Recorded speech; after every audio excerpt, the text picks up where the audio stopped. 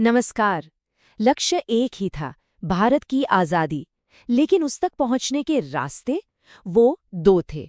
और यही कहानी है उस अनोखे वैचारिक संघर्ष की जो आज़ादी की लड़ाई के अंदर ही लड़ा जा रहा था। तो सवाल यही उठता है कि आज़ादी जीती कैसे जाती है? क्या उसे मांगना चाहिए या फिर एक अधिकार की तरह छीन लेना चाहिए? ये एक ऐसा सवाल था जिसने दशकों तक इंडियन नेशनल कांग्रेस के अंदर एक तूफान खड़ा कर रखा था। तो चलिए इस कहानी को समझने के लिए थोड़ा पीछे चलते हैं। 19वीं सदी के आखिरी सालों में ये ब्रिटिश भारत में एक बौद्धिक जागृति का दौर था। एक नई सोच जाग रही थी और यहीं इसी जमीन पर राष्ट्रीय आंदोलन की नींव रखी जा रही थी। इस दौर में ना पूरे भारत में सामाजिक और धार्मिक सुधार आंदोलनों की एक लहर सी आ गई थी। लोग महिलाओं की मुक्ति, जातिवाद के विरोध और ज्ञान के लिए शिक्षा जैसी बातों पर जोर दे रहे थे। इन सभी सुधारों ने एक ऐसी जमीन तैयार की जिस पर एक ऐसी पीढ़ी पैदा हुई जो अब सिर्फ सामाजिक सुधार से खुश नहीं थी, उन्हें चाहिए था राजनीतिक बदलाव। और इसी सोच के साथ 1885 में बनी इंडियन नेशनल कांग्रेस। एक कॉमन गोल, एक आज़ाद भारत। शुरुआत में सब एक थे, एक आवाज थी। लेकिन जल्द ही इस एक आवाज के अंदर से दो अलग अलग सुर निकलने लगे, एक आग तो दूसरा पानी। मंजिल एक थी पर रास्ते बिल्कुल जुदा। तो पहले बात करते हैं पहले गुट की, जिन्हें हम जानते हैं नरमपंथी यानी मॉडरेट्स के नाम से।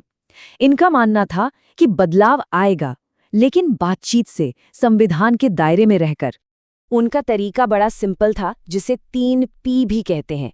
प्रेयर यानी प्रार्थना, पिटिशन यानी याचिका और पर्सुएजन यानी समझाना बुझाना। उन्हें लगता था कि ब्रिटिश सरकार को भारतीयों की परेशानियां ठीक से समझाई जाएं तो वे जरूर सुधार करेंगे। इस सोच का सबसे बड़ा चेहरा थे दादा भाई नौरोजी। उन्हें ब्रिटिश न्याय प्रणाली पर भरोसा था। देखिए, उनका लक्ष्य पूर्ण स्वतंत्रता नहीं था। वो चाहते थे कि ब्रिटिश राज के अंदर ही भारतीयों को ज्यादा स्वायत्तता, ज्यादा अधिकार मिले। और इस विचारधारा को सपोर्ट करने वाले लोग ज्यादातर जमींदार या समाज का उच्च मध्यम वर्ग था। तो ये तो थे नरमपंथी। अब आते हैं दूसरी तरफ, इस विचारधारा के बिल्कुल उलट। इन्हें कहा गया गरमपंथी यानी एक्सट्रीमिस्ट्स। इनका नजरिया कहीं ज्यादा आक्रामक था। जहां नरमपंथी याचिकाएं लिख रहे थे, वहीं गरमपंथियों का साफ कहना था, आजादी भीख में नहीं मिलती, उसे छीनना पड़ता है। उनका फोकस था आत्मनिर्भरता पर, और वो जरूरत पड़ने पर संविधान के दायरे से बाहर जाकर भी संघर्ष करने के लिए तैयार थे। बाल गंगाधर तिलक जैसे नेता इस सोच को लीड कर रहे थे। उनका साफ मानना था कि अंग्रेजों को भारतीयों से कोई हमदर्दी नहीं है, वो सिर्फ अपने फायदे के लिए यहाँ हैं। और इसीलिए उनका लक्ष्य था स्वराज यानी पूर्ण स्वतंत्रता। इस आवाज ने शिक्षित मध्यवर्ग और आम जनता को अपनी तरफ खींचा, जिससे उनका समर्थन आधार काफी बड़ा था। तो अब देखिए, एक तरफ समझाने वाले, दूसरी तरफ संघर्ष करने वाले। ये दो विचारधाराएं इतनी अलग थीं कि इनका एक साथ चलना लगभग नामुमकिन हो गया था। और इसका जो नतीजा निकला वो इस पूरे स्वतंत्रता आंदोलन के लिए एक टर्निंग पॉइंट साबित हुआ। साल था 1907। जगह थी सूरत, जहां इंडियन नेशनल कांग्रेस का अधिवेशन हो रहा था। यही वो जगह थी जहां ये वैचारिक मतभेद एक औपचारिक विभाजन में बदल गया। कांग्रेस टूट गई। ये आजादी की लड़ाई में एक बहुत बहुत बड़ी घटना थी। तो यहाँ इन दोनों के बीच का बुनियादी फर्क बिल्कुल साफ दिखता है। एक तरफ नरमपंथी, जिन्हें ब्रिटिश सिस्टम पर थोड़ा भरोसा था और उनका लक्ष्य था ज्यादा स्वायत्तता। दूसरी तरफ गरमपंथी, जिनका अंग्रेजों पर से विश्वास उठ चुका था और उन्हें चाहिए थी पूर्ण स्वतंत्रता। एक तरफ संवाद की राजनीति थी तो दूसरी तरफ संघर्ष की। इस विभाजन के बाद आज़ादी का आंदोलन चलता रहा। फिर महात्मा गांधी जैसे नेताओं ने इन दोनों विचारधाराओं को मिलाया। उन्होंने नरमपंथियों का अहिंसक तरीका और गरमपंथियों का पूर्ण स्वराज का लक्ष्य लिया और एक इतना बड़ा जन आंदोलन खड़ा किया जो आखिरकार हमें आज़ादी तक ले आया, लेकिन आज़ादी के साथ साथ विभाजन तक भी। 1947 का साल मानो इतिहास फास्ट फॉरवर्ड मोड में चल रहा था। सोचकर देखिए, फरवरी में ब्रिटिश प्रधानमंत्री ने कहा कि वो जून 1948 तक भारत को आज़ाद कर देंगे।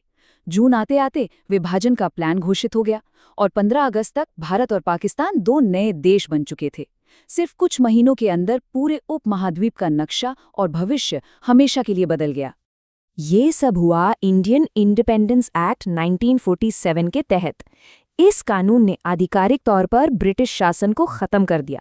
इसने न सिर्फ देश को 2 हिस्सों में बांटा, बल्कि बंगाल और पंजाब के टुकड़े किए, और जो रियासतें थीं उन्हें ये चुनने का अधिकार दे दिया कि वे भारत या पाकिस्तान किस में शामिल होना चाहते हैं। और ये चुनाव कोई छोटा-मोटा काम नहीं था।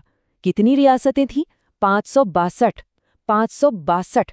इन सबको तय करना था कि उनका भविष्य किसके साथ है। ये एक बहुत बड़ा काम था जिसने नए बने राष्ट्र की सीमाओं को आकार दिया। लेकिन आज़ादी की इस कहानी में सिर्फ कानून और सियासत नहीं थी। इसका एक बहुत ही दर्दनाक इंसानी पहलू भी था, विभाजन, बंटवारा। लाखों लोगों ने सब कुछ पीछे छोड़ दिया, अपना घर, अपनी ज़मीन, अपनी यादें, सिर्फ हिंसा से बचने के लिए। ये आज़ादी थी, लेकिन इसकी कीमत बहुत भारी थी। तो एक आंदोलन, 2 अलग-अलग दर्शन, एक तरफ नरमपंथियों का संवाद का रास्ता, दूसरी तरफ गरमपंथियों का संघर्ष। दोनों ने मिलकर ही आज़ादी की कहानी को पूरा किया। लेकिन सोचने वाली बात यह है कि आज के भारत में इन दोनों में से किसकी विरासत, किसकी गूंज हमें ज्यादा सुनाई देती है।